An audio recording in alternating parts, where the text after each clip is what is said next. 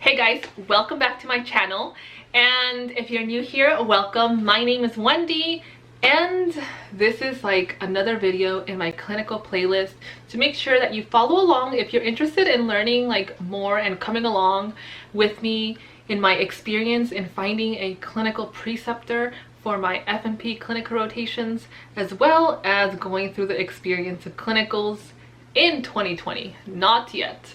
But if you're interested in that, make sure to subscribe, ring the bell for notifications, and let's get into the video. So in today's video, I wanted to talk to you guys about how it's been going with clinicals and my search in finding a clinical site and a clinical preceptor. So it's been a struggle, you guys. You guys know that. I've said it in every video. You guys need to start like months ahead to make sure that you have a clinical site and preceptor secured. But even then, even if you do find one, it might not even matter because your school has to be the one to give you the okay that yes, you can do it there, and that, you know, they agree that you can do your clinical rotation there. But I am so excited to tell you guys that I did find somebody who was willing to give me the opportunity to do my clinical rotations in January of 2020.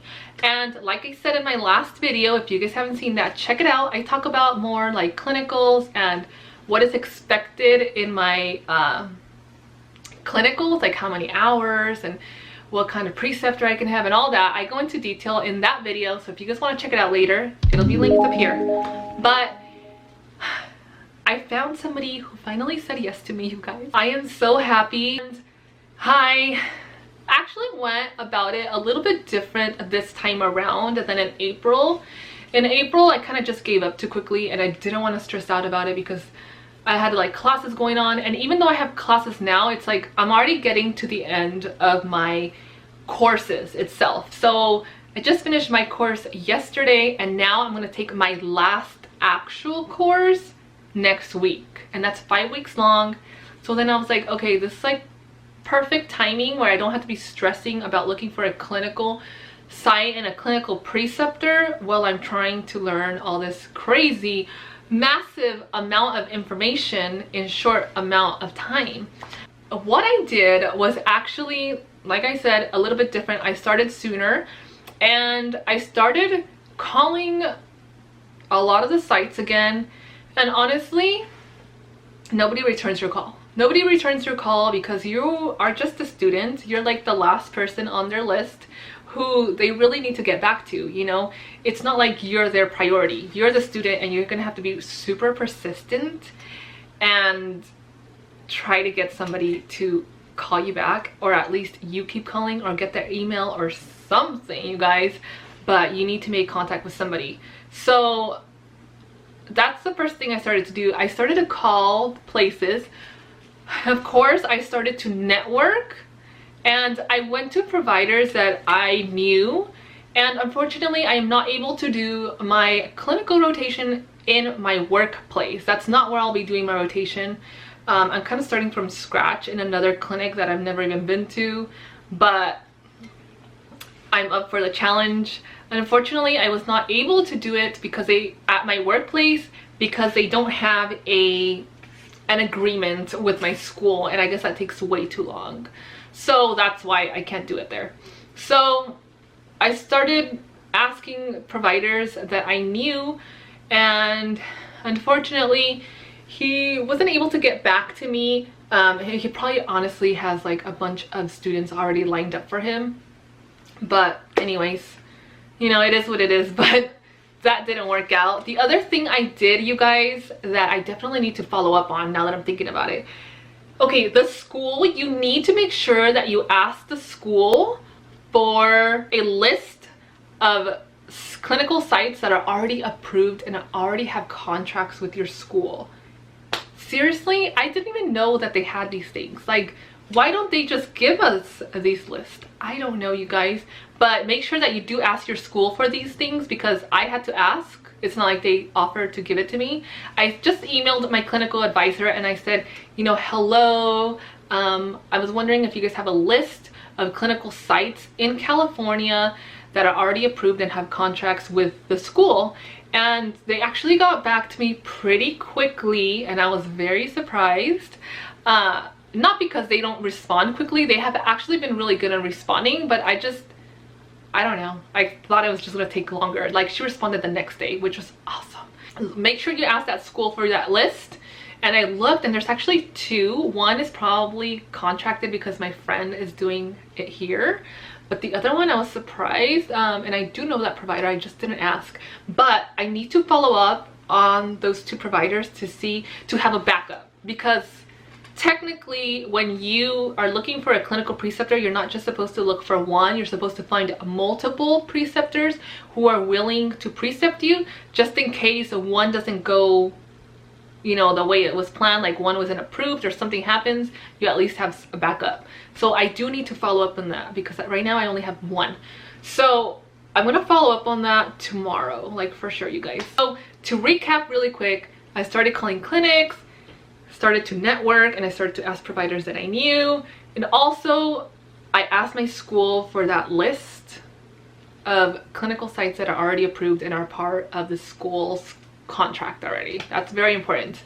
Now, the other part of networking is asking people who you know that have been through this experience as well, who were NP students.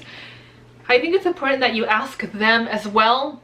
I actually didn't ask some of those people that I knew personally, just because I don't really have like that relationship with them to be like, oh hey, you know, like I never talked to them before, and now all of a sudden I'm gonna try to talk to them. Like, I don't know, that doesn't seem like right to me. So I didn't do that. But my friend, she's also doing NP with me. She actually asked people that she knew who were also NP students to give them like names, and unfortunately they weren't really willing to do that, and I thought that was very weird. But I don't know why somebody wouldn't want to share that information, because you're both in the same boat. Like, you both are students, you both are trying to just make it through NP school. So I don't understand why you wouldn't want to share that information.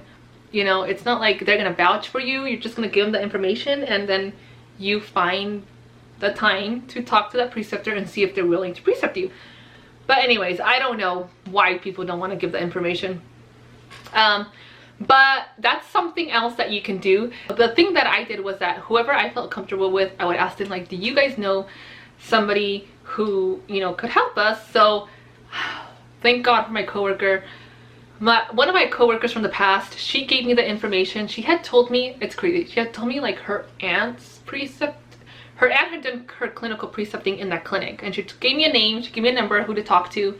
So I called, and it was on a Monday. I called that clinic, and of course they didn't answer. She wasn't in the clinic, and they told me to call back like at 10:30, and I was like, So I called at 10:30, and then they're like, she's not here yet, like the office manager, because you're supposed to talk to the office manager instead of the preceptor, because the preceptor might say yes, but the office manager might say no.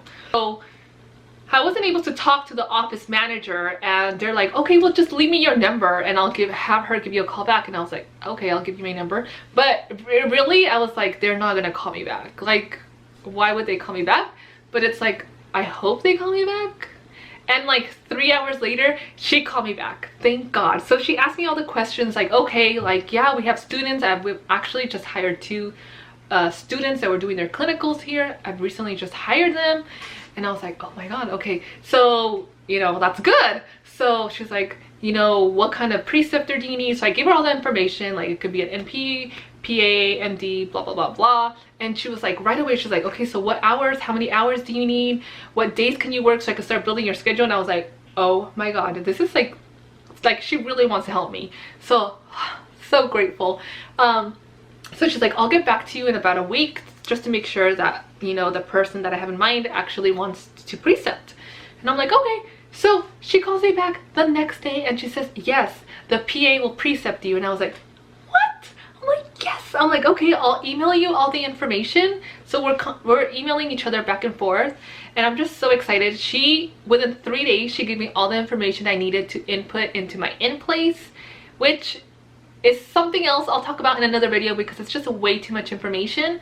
But you guys, so grateful for this person who helped me out. Within 3 days, I got my preceptor signed and everything. My future preceptor, I hope it goes through with my school, but he signed and he was like totally okay with it, and I submitted the information, and now I'm just waiting for my school approval. Now I'm just so excited, but my camera's gonna die and I don't want it to die in the middle of this video.